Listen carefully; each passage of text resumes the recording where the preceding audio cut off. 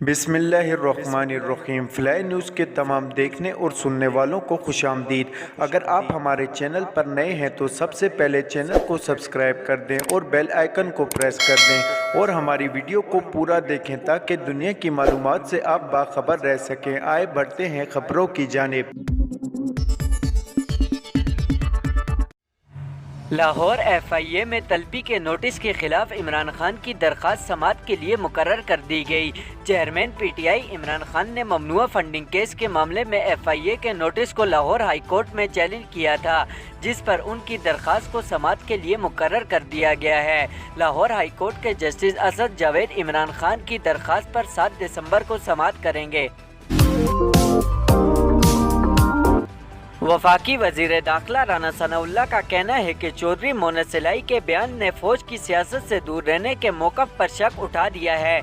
इसकी वजाहत होनी चाहिए। लाहौर में मीडिया से गुफ्तगू करते हुए राना सनाउल्लाह ने कहा कि गाड़ियाँ चोरी करके कौम और मुल्क की इज्जत को नुकसान पहुँचाया गया।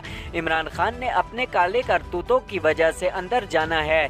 उन्होंने कहा कि सियासत में एक दूसरे को साथ लेकर चलना पड़ता है, क्योंकि सियासत में गुफ्तगू और मुज़ाकरात के बगैर आप आगे नहीं बढ़ सकते। वजीर दाखिला का कहना है कि जनरल बाजवा अपनी भरपूर मुलाजमत गुजार कर जा चुके हैं। उनका फायदा नुकसान मैटर नहीं करता।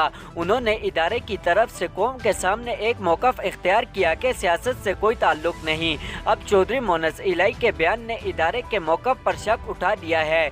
इसकी वजाहत होनी चाहिए। हमें और कौम को यकीन है कि अस्करी क़यादत और इदारे ने कौम के साथ जो कमिटमेंट की वो दुरुस्त और काबिल एहतराम है।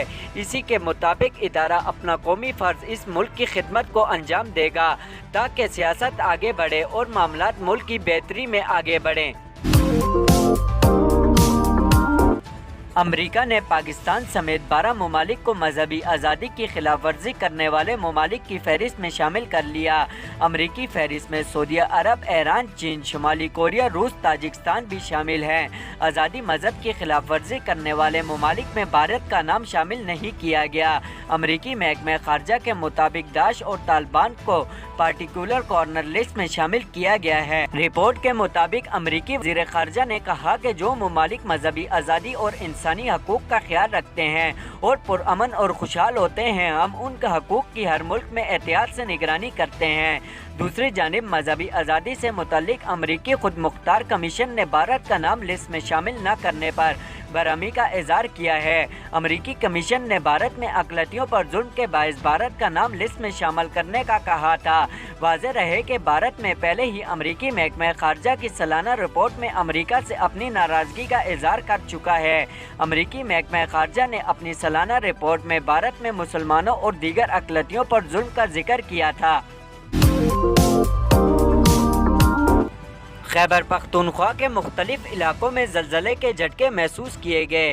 अमरीकी ज़लज़ला पैमा मरकज़ के मुताबिक ज़लज़ले की शिद्दत 4.5 रिकॉर्ड की गई है।